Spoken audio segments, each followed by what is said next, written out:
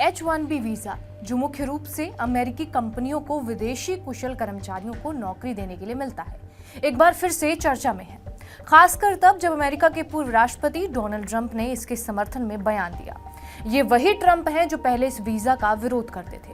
उनके इस बदले हुए रुख से कठोर प्रवासी नीति चाहने वाले समर्थक नाराज हैं। उनका आरोप ये है कि ये वीजा अमेरिकी लोगों की नौकरियां छीन रहा है।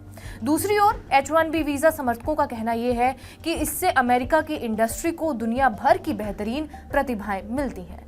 टेक्नोलॉजी से लेकर इंजीनियरिंग तक कई क्षेत्रों में विदेशी एक्सपर्ट्स की मांग इससे पूरी होती है। एलन मस्क जैसे बिजनेसमैन का भी ये मानना है कि इस वीजा ने अमेरिका को वैश्विक प्रतिभा का केंद्र बना दिया है। तो चलिए जानते हैं H-1B वीजा है क्या और ये कैसे काम करता है। H-1B वीजा की बात करें तो 1990 में इसकी शुरुआत हुई थी। इसके तहत H-1B वीजा मुख्य रूप से उन कुशल कर्मचारियों को दिया जाता है जिन्हें अमेरिकी कंपनियां काम पर रखनी चाहती हैं। शुरुआत में इसे 3 साल के लिए जारी किया जाता है, हालांकि इसकी अवधि 6 साल तक बढ़ाई जा सकती है। आपको ये भी बता दें कि साल 2004 से हर साल सिर्फ 85,000 H-1B वीजा जारी करने की सीमा तय कर दी गई है। इनमें से 20,000 वीजा उन विदेशी छात्रों के लिए आरक्षित हैं जिनके पास अमेरिकी यूनिवर्सिटी से मास्टर डिग्री या फिर इससे ऊंची डिग्री है। हालांकि ये सीमा विश्वविद्यालयों, थिंक टैंक और गैर लाभकारी रिसर्च संस्थानों पर लागू नहीं होती। H-1B वीजा के लिए आवेदन करना तभी संभव है जब किसी अमेरिकी कंपनी या फिर संस्थान से नौकरी का प्रस्ताव आपके पास हो। मौजूदा कर्मचारियों के वीजा की अवधि बढ़ाने का अधिकार अमेरिकी सरकार के पास ही होता है। अब सवाल ये उठता है कि H-1B वीजा आवेदन करने वाले लोग किस क्षेत्र में काम करते हैं।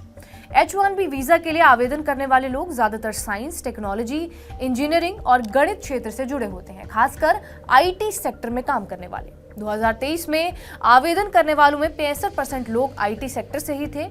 इसके बाद आर्किटेक्चर और इंजीनियरिंग क्षेत्रों के लोग आते थे, जिनके आवेदन तो मंजूर हुए और उनमें से 10% लोग इन क्षेत्रों से थे। 2024 में अमेज़न ने सबसे ज्यादा H-1B वीजा धारकों को नौकरियां दी, कुल 13,000 भर्तियों के साथ। लिस्ट वाइज अगर देखा जाए तो गूगल, मेटा और एप्पल चौथे, छठे और 8वें स्थान पर रहे। एलन मस्क की टेस्ला ने 1700 से ज्यादा H-1B धारकों को नियुक्त किया। 2024 में कैलिफोर्निया और टेक्सास ने सबसे ज्यादा H-1B वीजा धारकों को आकर्षित किया।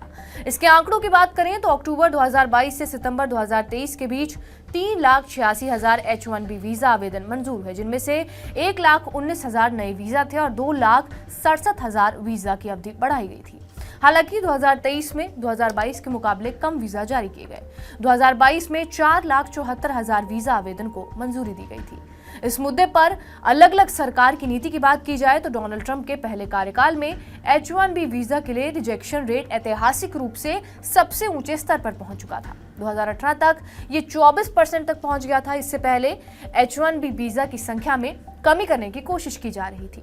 2017 में ट्रंप प्रशासन ने इस वीजा योजना की कड़ी निगरानी के लिए एक कार्यकारी आदेश जारी किया था, जिसमें इस स्कीम से जुड़े धोखाधड़ी के मामलों पर कड़ी कार्रवाई करने की बात की गई थी।